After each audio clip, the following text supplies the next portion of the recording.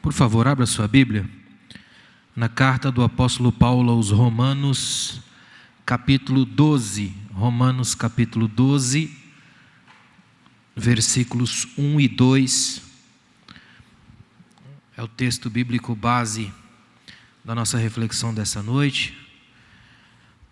Foi-me passado um tema: pais ausentes, filhos online. E como eu costumo dizer, a Bíblia é mais atual que o jornal de amanhã. Então esse texto de Paulo aqui serve perfeitamente para essa reflexão de hoje. E a gente vai ver isso ao longo dessa nossa experiência, eu diria, aqui essa noite. Então mantenha sua mente aberta. Amém? Para a gente pensar, porque esse é um tema que pode nos levar aos fanatismos de religião, de modo que a gente acaba cometendo os mesmos erros de antigamente. Tem gente que acha realmente que o problema é o aparelho e não a pessoa que liga e desliga, não é? Então a gente vai ver algumas coisas muito interessantes aqui hoje a respeito desse tema tão importante: pais ausentes, filhos online. Romanos capítulo 12, versículos 1 e 2, acharam? Eu sei que você já leu esse texto inúmeras vezes, e isso é um risco, porque na medida que a gente lê muito, a gente tem a tentação de achar que conhece. Então, eu queria chamar muito a sua atenção para esse texto. Presta atenção nesse texto. Olha o que Paulo está escrevendo a uma igreja em Roma, a igreja aos romanos. Portanto, é porque ele conclui do capítulo 1 até o capítulo 11 toda uma história da salvação. Então, ele conclui e diz: portanto, irmãos, exorto-vos pelas compaixões de Deus, pelo amor de Deus, que apresenteis o vosso corpo como sacrifício vivo, santo e agradável a Deus, que é o vosso culto racional. A expressão no grego é lógica, um culto lógico. E não vos amoldeis ao esquema deste mundo, mas sede transformados pela renovação da vossa mente, para que experimenteis qual seja a boa, agradável e perfeita vontade de Deus. Amém. Pode sentar. Nós estamos diante de um texto que tem diversas formas de tradução. É um desafio hermenêutico e semântico. É um texto que é prato predileto de teólogos, um texto que convida a gente a várias perspectivas, tem diversas aplicabilidades. Eu passei praticamente a manhã toda observando na minha biblioteca diversas formas de ver esse texto. Chega a ser interessante para quem gosta da área, como essa frase, essas expressões que Paulo coloca aqui, tem múltiplas possibilidades interpretativas. É um perfeito jogo hermenêutico, muito importante e interessante para fazer. Eu fiz algumas anotações só para dividir com os irmãos, para você ter uma noção da profundidade e da importância desse texto. Na tradução A Mensagem, que eu gosto muito, o Gene Peterson, ele traduziu esse mesmo texto que eu li da seguinte forma: não se ajustem demais à sua cultura, a ponto de não poderem pensar mais. Em vez disso, concentrem a atenção em Deus. Vocês serão mudados de dentro para fora. Descubram o que Ele quer de vocês e tratem de atendê-lo. Diferentemente da cultura dominante, que sempre os arrasta para baixo, ao nível da imaturidade, Deus extrai o melhor de vocês e desenvolve em vocês uma verdadeira maturidade. Olha a profundidade desse texto. Eu achei extraordinária essa primeira parte que ele traduziu aqui: não se ajustem demais à cultura do seu tempo, a ponto de não poderem pensar mais. Nós estamos vivendo muito isso hoje. Nós somos hoje uma sociedade zumbizada. Já percebeu essa frase? Ou você já teve o desprazer de atravessar a rua com alguém que não está te vendo, só o celular? Nós vivemos numa geração que dificilmente tem contatos humanos. Nós já estamos robotizados. É estranho isso. Pouca gente hoje está pensando com o cérebro, tenta pensar com as pontas dos dedos. Isso não dá certo.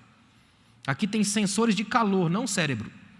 Então é importantíssimo que a gente evolua nisso. E o texto bíblico já pontua isso. Aí eu fiz uma pesquisa Porque uma das grandes expressões do pensamento de Paulo, toda a teologia de Paulo, a construção dele está nessa frase. Não é à toa que é tão famosa, não vos conformeis com este século. Aí eu fui olhar nas diversas traduções que eu tenho lá em casa. Por exemplo, na Bíblia de Genebra está desse jeito: não vos conformeis com este século. Na versão trinitariana está assim, ó, e não sede conformados com este mundo. Na tradução de Francisco Lourenço, que é uma das maiores autoridades mundiais em grego hoje, da Universidade de Coimbra, em Portugal, ele traduziu assim, ó, não vos acomodeis a este mundo. Na tradução de J.B. Phillips, em inglês, diz assim, ó, não permitam que o mundo os esprema em seu molde. Na tradução de Isidoro Mazzarolo, não permitam que o mundo esquente vocês na mesma forma, ou não vos conformeis com este tempo. Percebem como está diversas aplicações e dizendo a mesma coisa? A lógica é que todas essas traduções, apesar das variações de termos, batem na mesma tecla. Nós, como cristãos, não devemos nos conformar, amoldar, tomar a forma deste mundo. Eu chamo isso de um mandamento ignorado da igreja do século 21. Por incrível que pareça, nós estamos nos tornando uma igreja cada vez mais parecida com este mundo e cada vez menos influenciando o mundo que a gente vive. Isso é extremamente perigoso, porque se há um lugar que é foco de resistência contra a mentalidade do mundo de hoje, este lugar deveria ser a igreja, as nossas famílias, as nossas casas. Nós estamos aqui hoje numa lógica de protesto. Somos um povo que ainda acredita na família, que ainda acredita na graça de Deus, que ainda acredita no amor, que ainda acredita na convivência, no relacionamento. Só que essas coisas precisam sair daqui para lá, influenciando, e não apenas sendo moldado pelo que é jogado de lá para cá. Toda vez que uma igreja se deixa moldar pelas urgências e pelos esquemas deste mundo, ela se enquadra estranhamente nesse texto, e ela fica uma igreja cada vez mais ajuntamento de pessoas, mas cada vez menos corpo de Cristo. Porque se é corpo de Cristo, a cabeça é Ele, e a cabeça dele não vai pensar de acordo com este mundo. Amém, irmãos? Agora olha que interessante, a mentalidade do cristão deve ser moldada à luz do Evangelho e não pelas modas passageiras do seu tempo. Quando a nossa mente é transformada pelo Espírito de Deus, à luz da palavra, aí ela se torna sensível e madura o suficiente para experimentar, na linguagem de Paulo, como no grego original, discernir qual seja a boa, perfeita e agradável vontade de Deus. Numa frase melhor traduzida, discernir a conduta que Deus se agrada. O que é discernir a boa, perfeita e agradável vontade de Deus? É perceber como minha vida de fato agrada a Deus. Agora, olha que interessante, uma pergunta muito difícil tem se apresentado nos últimos anos a todos os teóricos, os que pensam a sociedade. Como definir este tempo? Eu fiquei o tempo todo pesquisando sobre isso, e olha que interessante, como definir o nosso tempo? Gabriel Perecer, professor da Uninove em São Paulo, definiu como a Idade Mídia. Nós estamos na Idade Mídia. Se já houve uma Idade Média, nós estamos na Idade Mídia. Mário Vargas Llosa lançou um livro com o título Somos a Civilização do Espetáculo, ou seja, uma era de aplausos sem conteúdo, porque qualquer coisa vira meme, ganha fama e desaparece. Nós vivemos na era das viralizações, vírus, e como todo vírus é combatido com analgésico e desaparece, não é? Nós estamos numa geração desse nível. Outra coisa é a sociedade da imagem evoluindo para uma cultura chamada verbo visual, segundo Humberto Eco. Imagem e verbo visual. O que significa isso? Imagem e palavra, foto e legenda. Nós somos essa geração da imagem, verbo visual. Eu posto, mas tem que escrever por quê. Ou seja, hoje não basta falar, literalmente você tem que desenhar. Tanto que a gente fala por códigos, emojis e símbolos. Séculos se passaram e a gente voltou a ser igual aos egípcios, escreve com símbolos. Não é? É a sociedade verbo visual. Tem mais. Nós vivemos imersos no que Zygmunt Bauman chama de mundo líquido, que é um mundo cheio de lixo virtual, acúmulo de informação e crise de permanência. Pouca coisa dura, tudo passa rápido demais. A velocidade do pensamento que não atinge ninguém porque pouca gente pensa. Então tudo é feito na pressa, na correria, no suor, na vontade de aparecer. Tudo se anula e se realiza na mesma proporção. É por isso que nós estamos o tempo todo à procura do culto perfeito, do hino que mais mexe, do pastor que prega muito. Tem que ter alguma coisa que nos faça sentir vivos, uma vez que uma pequena morte existencial acontece todos os dias, se a gente não se percebe nesse mundo que cobra da gente as aparências, o mundo das vitrines. Todo dia que passa, alguém lembra a sua vida que você precisa aparecer. Eu fiquei pensando aqui hoje, eu acho que seria praticamente impossível alguém aqui dentro desse templo hoje não ter um celular. Não é? É praticamente impossível. Não vou nem perguntar, que é para não fazer o irmão que não tenha passar vergonha. Mas é praticamente impossível. E ele tem que ser, não basta ser um celular. Já perceberam que hoje não basta ser um celular, ele tem que ser quase que um ser, tem que fazer tudo. Daqui uns dias o seu celular vai fazer café para você. Nós vivemos numa geração que é a procura do celular que voe, né? Alguns voam, literalmente, quando jogam em alguém, mas deixa para lá. Nós estamos inseridos estranhamente numa sociedade de loucuras, porque uma coisa vai gerando a outra. Você tem um acúmulo de informação sem conteúdo, você tem uma geração de confusões a todo momento, isso vai gerando uma bola de neve monstruosa que entra na cabeça, mas não desce para o coração, de modo que você tem um grande contingente de pessoas com muita coisa para dizer e pouca coisa para pensar. Isso gera uma loucura generalizada. Aí eu fiz uma pesquisa esses dias, olha que interessante. Nós estamos inseridos na estranha cultura sociedade das loucuras. Uma pesquisa informal feita recentemente no Twitter lançou a seguinte pergunta: qual frase você escreveria na sua lápide? Aí eu anotei pelo menos duas. Um colocou assim, uma mulher colocou, enfim magra. Imagina, frase da lápide, enfim magra. O outro colocou, estive aqui e fui para lá. Típica dessa geração. Alguém escreveu o seguinte, felicidade é pouco, o que eu quero não tem nome. Um traficante botou, enfim, pó. Nós estamos vivendo uma geração das loucuras. Tudo é estranho, tudo é complicado, tudo é esquisito, não tem muito conteúdo, não tem senso de profundidade, porque hoje qualquer coisa é profundo e quando tudo é profundo, nada mais é. É por isso que hoje todo mundo é escritor e quando todo mundo é escritor, ninguém mais escreve nada. Quando todo mundo é, pouca gente deixa de ser. Não é estranho? E a gente vive uma geração que passa o tempo todo tentando arrumar módulos, rótulos e esquemas para ver se alguém cabe no meu esquema. Se alguém cabe no meu esquema, eu estou batendo de frente com esse texto e me amoldando aos esquemas do mundo, ou pior ainda, libertando o narciso que habita em mim para que todo mundo venha e se enquadre ao meu esquema. E é aqui que o Evangelho bate de frente com a gente. Porque o Evangelho, além de ser acima de qualquer religião, de qualquer política, de qualquer filosofia, ele esmaga o orgulho e as pretensões de que eu apareça. O Evangelho, alá João Batista, deixa bem claro que importa que ele cresça e que eu diminua. Isso faz com que eu saia da vitrine e vá para perto da cruz. E perto da cruz não existe aplauso, existe só a alegria de pertencer a um Deus que perdoa os piores de todos os pecados. Nós estamos numa perigosa arena de constantes desafios. Uma das maiores batalhas travadas hoje é a preservação saudável das nossas famílias, das nossas relações e da nossa mente. Eu queria que você guardasse o que eu vou te dizer aqui. O maior desafio que nós temos aqui hoje é não adoecer numa era de tantos doentes. É você permanecer você. É você entender que um aparelho na sua mão não define quem você é, porque você é quem desliga isso. É você entender que não é necessário, não precisa fazer uma série de coisas, uma campanha de 200 dias para ver se alguma coisa resolve na sua casa. Se o seu coração estiver sintonizado com a palavra, estiver mergulhado em Deus, você já tem a solução para todos esses problemas. É permanecer quem você é, salvo e amado por Cristo, do jeito que você é. Essa é a palavra que ainda salva, liberta e cura. O Evangelho ainda é simples, continuará sendo simples, porque a simplicidade atrai a glória de Deus. Amém, irmãos? Porque nós vivemos numa geração que ela precisa da sensação de muita coisa. Está tão acostumado com tanta coisa que quando você vem com uma frase simples como graça, eles não conseguem entender. Precisa de muita coisa. Então eu quero refletir com os irmãos alguns desafios tão sérios que se apresentam às nossas famílias todos os dias, para lá no final a gente compreender bem o que isso tem a ver com tudo que eu estou dizendo aqui. Primeiro, nós temos o desafio da presença de qualidade. Uma presença de qualidade. Pais ausentes.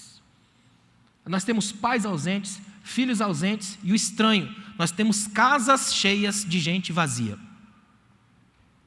Presença de qualidade é um negócio extremamente importante. Nós somos vítimas do que eu chamo hoje de tríplice ausência. Primeiro, uma ausência física. Tanto pais quanto os filhos quase não se tocam. São abraços e beijos cada vez mais raros. Eles vivem, mas não convivem. Em muitos lugares você tem uma distância tão grande que até na igreja você percebe isso. Chega, vai cada um para um lado, quase ninguém se toca. Porque nós vivemos numa geração que tem ausência física. Em muitos casos, esses pais ausentes estão ausentes para que os filhos fiquem online, porque eles que pagam a conta. Não é?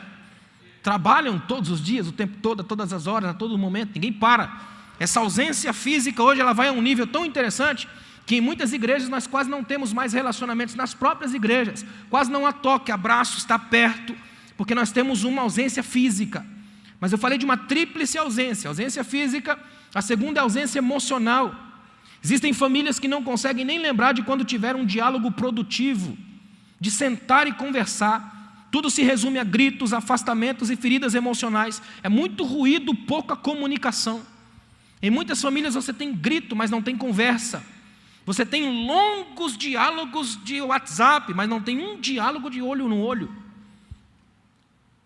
Há muitas famílias que só resolvem conversar quando a separação já aconteceu. Só resolvem conversar quando um dos cônjuges ou filho está no hospital. E aí você percebe que a vida tem limite e ela acaba. Muitas famílias só resolvem conversar quando tem que buscar o filho na clínica de recuperação de drogas. Muita gente só resolve conversar quando a tentativa de suicídio aconteceu. A pergunta de Deus para você essa noite é: você vai esperar o inimigo destruir aquilo que você já tem para conversar com quem está perto de você? Ou vai lembrar que Jesus é verbo, a palavra? Se ele é palavra e estando em você, você vai conversar. E a sua conversa será sadia, saudável, curadora, capaz de libertar vidas. No princípio era o verbo, a conversa, o Deus que fala. Quando Jesus diz falarão novas línguas, ele não está falando só de língua estranha. Está falando de usar a sua língua para falar com estranho, para você falar outro tipo de linguagem, entender que é preciso conversar com gente e fazer com que a sua língua vibre na dimensão de Deus, para que as suas palavras não sejam venenos mortais, mas sejam capazes de curar quem está com a alma adoecida perto de você. A ausência física, a ausência emocional e a pior de todas é a ausência espiritual. Quando os pais abandonam o sacerdócio da casa, essa lacuna será fatalmente preenchida. Irmãos, escute bem o que eu vou dizer aqui. Um dos maiores problemas da nossa geração é que nós temos uma falha sacerdotal. Pais que não são sacerdotes, mães que não são sacerdotisas do lar. Aí está um problema grave.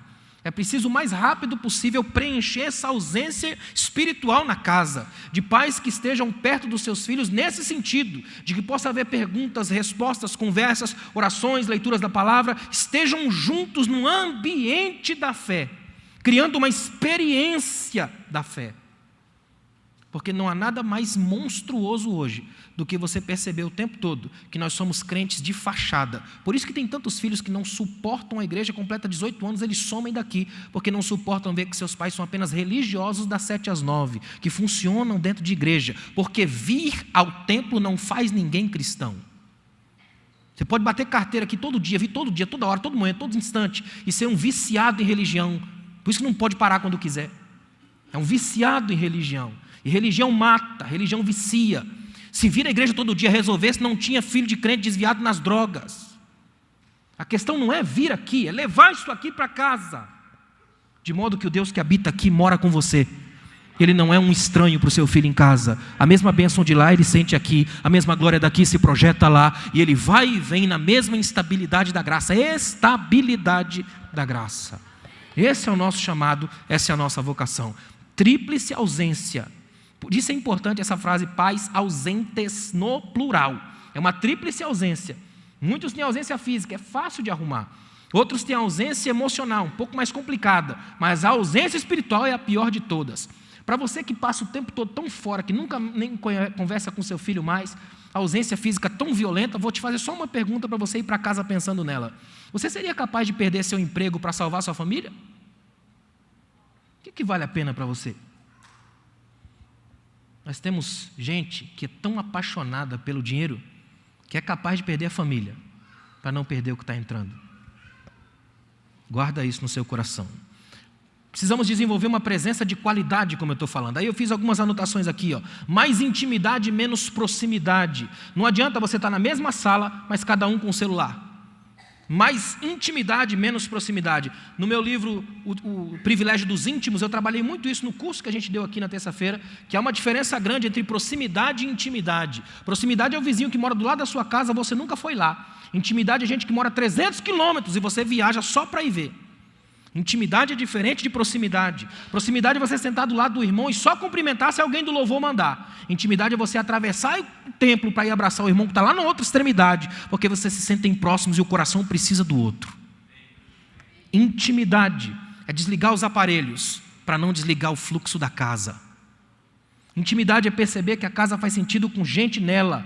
Não adianta ter a casa tão grande se a casa for vazia do espaço da emoção, de estarem juntos, abraçados e felizes, para a gente não ter o choro amargurado de Davi quando perde seu filho Absalão e sai clamando pela casa: Absalão, meu filho, quem me dera ter morrido por ti. Depois não dá mais.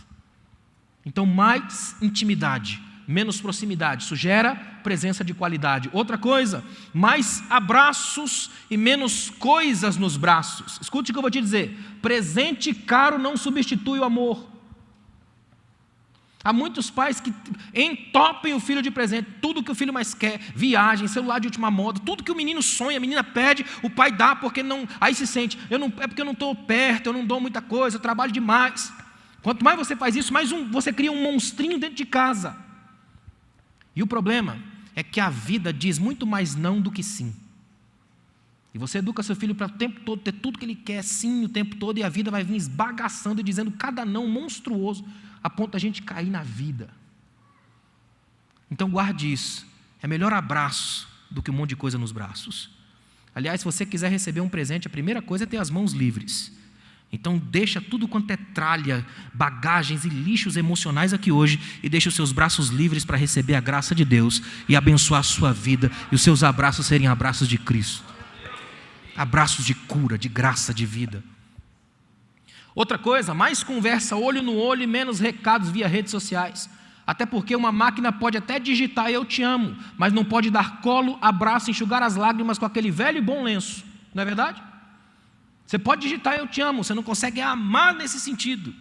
Esses dias eu vi que alguém rabiscou, pichou num muro aí no interior de São Paulo, picharam assim, ó: se beber não digite. É verdade. Nós vivemos numa geração que tem feito muito isso, uma geração que não pensa, não raciocina, e nesse sentido vai se perdendo a todo momento, porque não há presença de qualidade. O que é presença de qualidade? É presença sagrada. Escute isso daqui, ó. O que é presença sagrada? É o pai que leva Deus para o quarto do filho. É o pai que gera no caráter da criança um amor tão grande por ele enquanto pai, que quando ele chega na igreja, escuta a gente dizer que Deus é pai, ele se apaixona por Deus, porque a lógica dele é: se Deus tão grande, é tão tremendo e é pai, e meu pai é tão tremendo, então eu estou apaixonado cada vez mais por esse Deus. Então preencha a sua casa de presença de qualidade, levando Deus para o quarto do seu filho. Outra coisa, é a mãe que não disputa com a filha quem posta a foto mais sensual. Isso é presença de qualidade, é presença sagrada. É não fazer beicinho com decote e botar: o Senhor é meu pastor. É presença sagrada. É perceber-se como alguém que tem um testemunho. O testemunho fala mais do que palavras. Você pode digitar um textão na internet, mas se o seu testemunho não for verdadeiro, a mídia não está nem aí. Ela é um ambiente de mentiras, mas o mundo vê a verdade. Se nós estamos em Cristo, nós estamos na verdade e a nossa vida defende a verdade. Precisamos disso. É o filho que não desonra os pais, não sacrifica o amor da casa no altar da opinião sempre falsa dos falsos amigos. Presença de qualidade faz com que os filhos fiquem vacinados contra os falsos amigos. A pergunta de Deus para você é a seguinte: como é que está a qualidade da sua presença em casa? Quanto tempo faz que você não senta para conversar com seus filhos? Quanto tempo faz que você não olha no olho, não conversa com ele, não permite que ele fale do jeito dele? Sem precisar ficar o tempo todo imaginando que o filho vai fazer um discurso elaborado teológico. Apenas conversar olho no olho, cara a cara. Quanto tempo faz que você não abraça de fato as pessoas que têm ao seu redor? A sua presença de qualidade. Deixa eu fazer uma pergunta um pouco diferente, mas dentro da mesma presença de qualidade. Você que é empresário, empresária, quando você chega na loja, cristão, na sua loja, na sua empresa, as pessoas fazem o sinal da cruz escondido porque você chegou parecendo Satanás, ou a sua presença transmite algum tipo de graça? Porque aqui em cima todo mundo é santo. Aqui em cima é o lugar mais fácil que existe para fingir. Aqui qualquer um é crente. Complicado é quando desce daqui.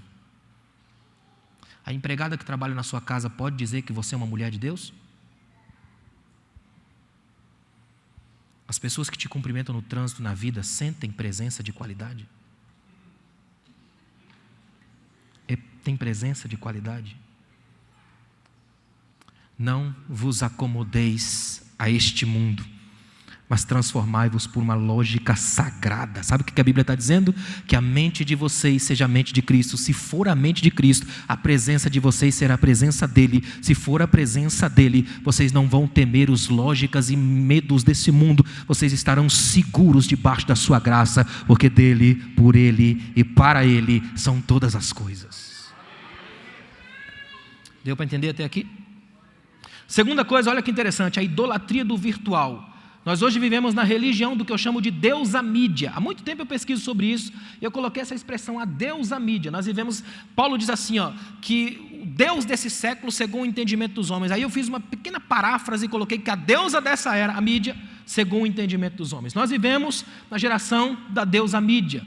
O mundo sofre de uma nova doença, a compulsão da vitrine. A deusa mídia sabe expor e ela adora expor as suas vitrines, os nossos excessos, a nossa mediocridade brilhante. Nós vivemos nessa geração apavorada com a fama, o brilho, os aplausos a todo momento. Nós estamos numa geração tão estranha. Antigamente, quando você aparecia na televisão, geralmente é por alguma virtude ou algum talento. Aparecia porque brilhava, aparecia porque era diferente. Hoje tem gente que faz questão de aparecer pelo bizarro. Que diga Big Brother. Eu tentei assistir um dia, falei, vou ver. Mas depois que eu fiquei 7 minutos vendo um senhorzão de bermuda e barrigão escovando os dentes, eu desisti. Em 7 minutos eu consigo ler quase um capítulo de um livro. Para que eu vou ficar vendo o cara escovar os dentes? Percebe como é estranho? Essa é a geração que a gente vive. E o pior, tudo aquilo envolve rios de dinheiro. Olha que interessante, a deusa mídia tem uma sacerdotisa muito competente. A sacerdotisa da deusa mídia chama-se internet. E escute uma coisa aqui, a internet está apresentando ao homem um conflito profundamente teológico. É a primeira vez na história que o Criador se sente ameaçado pela sua criação. É um conflito teológico profundo. A internet apresentou isso ao homem. Outra coisa, a internet está remodelando até mesmo a nossa definição de ser. Já não é o mais penso, logo existo, é o posto, portanto apareço. Nós somos a geração da idade mídia. Outra coisa, a internet tirou dos pais a tranquilidade da frase, meu filho está seguro em casa. Não está mais. Seu filho não precisa mais sair de casa para você, mãe, ficar com o coração na mão. O mundo já está lá dentro. Não dá mais para sair disso. E não cometam o erro de malignizar um sistema. Como eu estou dizendo aqui, a gente não cometeu o mesmo erro com a internet que cometeu com a televisão. Deixou para lá, deu de presente para o diabo e agora fica correndo atrás. É preciso tentar de algum modo tocar e fazer diferença nela. E isso a gente pode, porque Jesus chamou a gente de sal e luz. Duas coisas que enquanto estão em ação são altamente percebidas. Coloca sal demais para você ver. É preciso o equilíbrio disso. Agora, presta atenção nisso aqui, partindo da premissa de que a família é um sistema de influências, ela influencia e é influenciada pelos fenômenos do seu tempo histórico, nenhuma família passará ilesa pela chamada era da virtualidade, nenhuma. Escuta bem o que eu vou dizer aqui, nenhuma família aqui hoje vai passar ilesa disso. Todo mundo já está envolvido, não tem como sair disso. Nós estamos envolvidos nesse sistema. O grande desafio nosso agora não é sair demonizando sistemas, esquemas e coisas, mas entender que se estamos nesse tempo, é porque Deus conta conosco neste tempo, para que alguma diferença a gente faça aqui. E nós podemos fazer. Só que a nossa diferença não é... Escuta bem o que eu vou dizer. Tem crente que acha que fazer diferença na internet é postar todos os dias o Salmo 119 inteiro. Não é. É preciso entender que você pode facilmente se transformar, ao invés de xiita, num chato gospel. Porque o verdadeiro cristão não é esse que faz de tudo para colocar adjetivos cristãos num monte de coisa. Porque quanto mais você vem com um monte de adjetivos, menos substantivo você tem. O importante é que você permaneça normal, comum, porém despertando focos de diferença. Quando todo mundo é dominado e cooptado pelo sistema do mundo, você permanece de cabeça erguida, sendo a diferença, porque é diferente, salvo num tempo de iguais. Essa é a grande diferença e o grande desafio. A nova trindade que a deusa mídia apresenta para nós começou a revolucionar o mundo. Olha só qual é a nova trindade de hoje. É a mídia e a sua onipotência. Hoje mídia é poder, onipotência. A mídia hoje tem todo o poder nesse século que a gente vive. É por isso que tanta gente se mata pela mídia. A mídia e a sua onipotência. Temos a internet e a sua onisciência, o universo ao alcance de um clique. Hoje você tem excesso de dados e escassez de análises, muita gente digitando, pouca gente pensando antes de digitar. Então você tem a mídia e sua onipotência, a internet e sua onisciência, o celular e sua onipresença. Em todo lugar que você vai tem algum. Eu vi uma cena esses dias interessante, um indivíduo indo naquela maca lá para o hospital, e ele, antes de entrar lá no negócio, digitou uma coisinha, entregou o celular para... Ele estava mais desesperado com quem ia ficar com o celular do que com a cirurgia que ia fazer. Não. É a onipresença do celular. Ou seja, você tem a onipotência da mídia, a onisciência da internet e a onipresença do celular. Lembra daquela frase, o céu é o limite, será? A onipresença do celular. Hoje, tanto é que quando você chegava antigamente em alguma casa, se perguntava alguma coisa e tal, como é que vai, tem café e tal. Hoje a primeira pergunta que se faz na casa qual é? Qual é a senha do Wi-Fi? Eu até coloquei no meu livro Árvores, que o indivíduo chega num velório, e ele pergunta, qual é a senha do Wi-Fi? E o cara fala, respeito o defunto, e ele pergunta, tudo junto? É triste. Nós estamos vivendo essa geração. Agora, presta atenção nisso. Olha como é esquisito isso. Você tem uma nova trindade atuando na deusa mídia. A mídia e sua onipotência, a internet e sua onisciência, o celular e sua onipresença. Porém, nós estamos firmados na melhor de todas as oportunidades, que é o conhecimento de Cristo. Sabe por quê? Porque a nossa tranquilidade está na certeza inabalável de que o nosso Deus ainda é maior do que qualquer possibilidade de idólatra, porque o nosso Deus é o único que é perfeitamente onipotente, onisciente, onipresente e online. Ele está em todas. Nada sai dos olhos do nosso Deus. Nada. Ninguém é maior do que o nosso Deus. Ninguém está acima ou além dele. Ninguém vai além do conhecimento dele. Mesmo todo esse esquema montado pela mídia não é capaz de ser maior e de dar prazer à alma. Você pode passar o dia inteiro nas melhores conectividades da vida e nada é mais tremendo que o Senhor é meu pastor e nada me faltará, do que eu ainda estou debaixo da sombra do Altíssimo, de que o Senhor me sonda e me conhece. Uma viagem pelos salmos tem mais prazer do que uma viagem pelos rios e mares estranhos da internet da vida. Porque nós estamos numa geração que tem perdido essa produtividade, essa intimidade com Deus. Como é bom a gente estar aqui hoje e ter a certeza feliz de que se cair a energia e todo mundo ficar sem bateria, a gente tem uma palavra que não precisa de nenhum tipo de conectividade dessa. Esse Wi-Fi aqui não cai nunca. A gente está sempre linkado, sempre conectado, na melhor de todas as experiências da graça, porque o seu coração, estando linkado com Deus, não perde nunca. Amém? Terceiro desafio é o desafio do equilíbrio, para a gente fechar. Olha que interessante, ó. Paracelso dizia que a diferença entre o remédio e o veneno está na dose. E é verdade. Equilíbrio é a palavra-chave para esse tempo. No texto de Paulo que nós lemos aos Romanos, aparece uma expressão perfeita para o equilíbrio. Paulo diz assim, ó, apresenteis o vosso corpo como sacrifício ou como culto. O que Paulo está propondo? A teologia do corpo consagrado. Paulo está dizendo que aqui também há uma consagração do corpo. Aliás, a fé cristã, a religião, vamos colocar assim, cristã, é a única onde o corpo faz algum sentido e presta para alguma coisa. O corpo. Eu estou colocando no corpo exatamente para lembrar da presença física, para lembrar que é com os seus dedos que você manipula tudo quanto é mídia que tem perto de você. É corpo. Então é preciso lembrar que antes de qualquer coisa, nós trazemos aqui o nosso corpo. Porque em muitos lugares a igreja tem se transformado num espaço de gente mística demais, que acredita que chega aqui e liberta alguma coisa na alma. Tem crente que ele é tão celestializado que nem cumprimenta mais, a mão passa pela gente. A gente celestializada, não há carne, densidade física. É bom lembrar que Deus em Cristo se fez carne, portanto, quanto mais humano eu sou, mais próximo da experiência de Jesus eu chego. Aliás, se tem uma coisa que é tremenda de Deus aqui hoje, se você quiser prestar um culto fantástico a Deus, abrace alguém que esteja passando mal perto de você. É você fazer uma extensão do corpo sagrado, culto. Ofereçam o vosso corpo como sacrifício.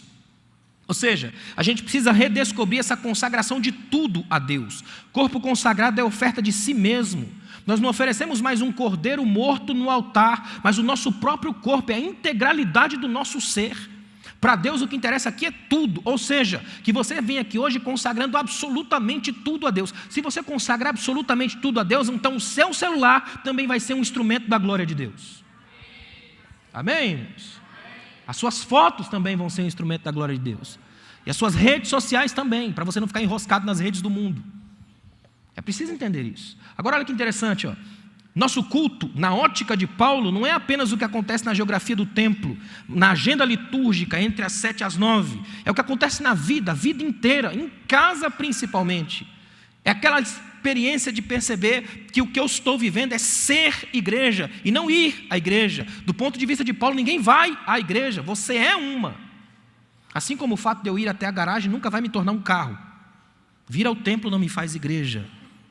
Mas eu sou igreja onde eu for, e eu estou no templo aqui como uma solução social para, junto com os irmãos, a gente adorar a Deus pela oportunidade de estarmos vivos mais um dia. Isso aqui é culto. Outra coisa interessante, ó, John Stott dizia que nenhum culto é agradável a Deus quando é unicamente interior, abstrato e místico. Nossa adoração deve expressar-se em atos concretos de serviços manifestados em nosso corpo. Ou seja, é o que a gente fez aqui. A gente oferta, canta, bate palma, fica de pé, faz todo um movimento enquanto culto com igreja, comunitário. Mas na vida em casa também, do mesmo jeito. Se recusando, por exemplo, a agredir alguém, a entender que esse corpo também faz sentido para Deus. Portanto, eu preciso cuidar dele também. Tem uma série de implicações, porque é corpo. Outra coisa, Hernandes Dias Lopes, comentando esse texto, ele disse assim, ó: glorificamos a Deus em nosso corpo, quando contemplamos o que é santo, quando nossos ouvidos se deleitam no que é puro, quando as nossas mãos praticam o que é reto, quando os nossos pés caminham por veredas de justiça. É como diz Jó: fiz uma aliança com os meus olhos. Se você deixar só na tela do seu celular, do seu tablet, do seu computador, você tem acesso ao pior do mundo. Isso sem entrar na Deep Web. Só na internet normal. Agora, se você quiser e fizer uma aliança com seus olhos, você consegue olhar toda essa sujeira e manter os seus olhos limpos. Porque sabe o que você vai estar fazendo? Fazendo com que os seus olhos sejam instrumentos da graça de Deus. Então você se recusa a ver o que é nojento, o que é lixo, e você passa a ver que tem muito mais coisa boa para olhar. Aí você faz igual Jesus, olha para os lírios do campo e percebe eles maior do que Salomão. Porque quem tem os olhos curados pela graça vê Deus em qualquer lugar e passa a projetar a glória de Deus em qualquer ângulo da existência. Outra coisa interessante, William Barclay, uma das maiores autoridades mundiais em grego, ele disse o seguinte, ó: não devemos ser como o camaleão que imita e assume as cores daquilo que o cerca. Comentando esse texto, não vos amoldeis ou vos conformeis com esse século. Ele diz, não sejam como o camaleão que imita e que escolhe para si as cores do seu ambiente. Aliás, é tão perigoso isso aqui, ó. Nossa geração é uma geração gregária, que gosta de estar em guetos, acumulados por cada tipo de gente da mesma mentalidade. Então a gente fica o tempo todo reproduzindo padrões, a todo momento. É como uma foto que eu nunca esqueci de uma menina, que postou uma foto assim de cima para baixo, assim, aquelas selfies de cima para baixo, e colocou a sensação que dava é que ela estava na praia. Depois, quando mostrou a foto num plano mais aberto, ela espalhou umas areias no quintal da casa, né? E tirou a foto tipo, estou na praia. É uma catarse pequena, um sentimento, uma projeção da vida, alguma coisa do tipo.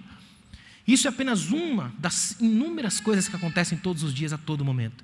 E se você deixar, isso toma tanto tempo da sua vida, que começa a cair naquele problema que eu falei lá no começo. Você não tem mais uma presença de qualidade, porque não adianta também estar em casa, mas não estar lá de verdade, porque passa o tempo todo focado nesse negócio. É como um indivíduo que bota uma página no Instagram, por exemplo, página de citações profundas da Bíblia, que é para dar a sensação de profundidade. Você olha para o indivíduo e fala, esse lê muito. Como é que ele lê se ele passa o dia inteiro postando?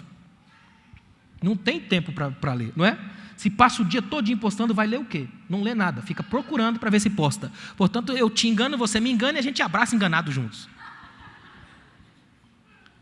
Por isso é tão perigoso, quando você não tem conteúdo, não tem equilíbrio. Agora preste atenção, o equilíbrio nos torna atentos nessa sociedade de confusos, saudáveis numa era de doentes, sensatos numa geração de irresponsáveis e verdadeiros na cultura do fake news. Ou seja, precisamos desesperadamente de equilíbrio. E equilíbrio, sabe onde você encontra? No fruto do Espírito. Amor, alegria, paz. É o Espírito de Deus trabalhando o retrato de Cristo no seu caráter, de modo que as coisas do mundo não mais encantam seus olhos, porque os seus olhos são tocados pela graça de Deus. Ou seja, quando você tem equilíbrio, você passa a perceber-se no tempo certo que você vive. Você não precisa ficar com a loucura do conflito de gerações, que é o que a gente mais vê hoje. Eu coloquei aqui, nem uma juventude envelhecida, gente com a cara de 20, o espírito de 80, nem uma velhice com complexo de adolescência, um senhor de 70 anos chamando a namorada de 68 de meu crush. Você é equilibrado o suficiente para saber quem é. Você sabe que seu tempo foi bom, você já viveu, portanto se prepara para terminar bem. E você que está começando a viver, percebe que alguém já andou uma segunda milha e pode te ajudar a não dar com a cara no muro. O equilíbrio faz com que a gente seja uma sociedade saudável numa era de doentes. Deus nos chama para sermos mais do que simplesmente um grupo de gente que se assenta e reclama de que o mundo está ruim, mas um grupo de gente que salga essa história, faz diferença nesse tempo. Jesus não disse, Pai, tira eles daqui, mas transforme-os aqui. Não peço que os tires do mundo, mas que os guardes do mal. Ou seja, não são apenas pais ausentes e filhos online. É a perigosa ausência de lucidez numa família cercada por máquinas. Nós estamos tendo a ausência de humanidade. Então nós temos muita gente brigando para pouca gente vivendo. Por que Deus nos trouxe aqui hoje? Para a gente lembrar de uma vez por todas, que se tem alguma coisa que tem que ser feita urgentemente, é a gente aprender a dar tempo para Deus trabalhar em nós. E esse tempo que a mídia tem roubado da gente, a gente tem que trazer de volta. Para quê? Para que nossa vida seja um santuário para Deus, no ir e no vir, em todo o tempo, sejam alvos os teus vestidos e nunca falte o óleo sobre a sua cabeça. Fica de pé, por favor. As nossas relações precisam ser cheias de Deus. A nossa vida precisa ser cheia de Deus. A nossa casa precisa ser cheia de Deus. A nossa convivência precisa ser cheia de Deus. Um dos pais da igreja do primeiro século tinha uma frase que eu acho tremenda. Ele dizia assim, o que é a glória de Deus? É um homem ou uma mulher cheios de vida. A palavra entusiasmo no grego é enteos, dentro de Deus. O entusiasmado é alguém mergulhado em Deus. Quando isso acontece, a gente não fica no desespero da felicidade fabricada, que é uma felicidade que promete muito, mas não cumpre nada, chamada felicidade ferida, que Lipovetsky chamava felicidade ferida. Mas quando a gente tem uma felicidade abençoada, uma felicidade de verdade, felicidade genuína, felicidade de verdade, é a felicidade que você tem de saber que o tempo passa, o século muda, mas o seu Deus permanece o mesmo. Jesus Cristo é o mesmo, ontem, hoje e eternamente. Eternas verdades nos velhos tempos. Lutero dizia que a Bíblia não é passada nem moderna, a Bíblia é eterna. E ela cabe perfeitamente para nós aqui hoje. Amém? Obrigado, Senhor. Obrigado por essa noite, obrigado pelos teus filhos que estão aqui, os que estão assistindo pela internet. Pai, obrigado por a gente poder estar aqui hoje e aprender, Pai. Livra-nos das compulsões das vitrines, da doença de ficar o tempo todo focado num aparelho e não em alguém. Que a gente saia daqui, Pai, com vontade de abraçar gente, viver perto de gente, ser gente. Que o Teu Espírito nos ilumine. Que a gente saia daqui hoje com outro nível de compreensão, cheios da Tua graça. Que a gente saia daqui abraçando um novo tempo. E que esse mundo, Pai, não nos esprema no seu molde, mas que a gente passe a discernir a boa, perfeita e agradável vontade de Deus. Que Deus te abençoe. Obrigado, pastor.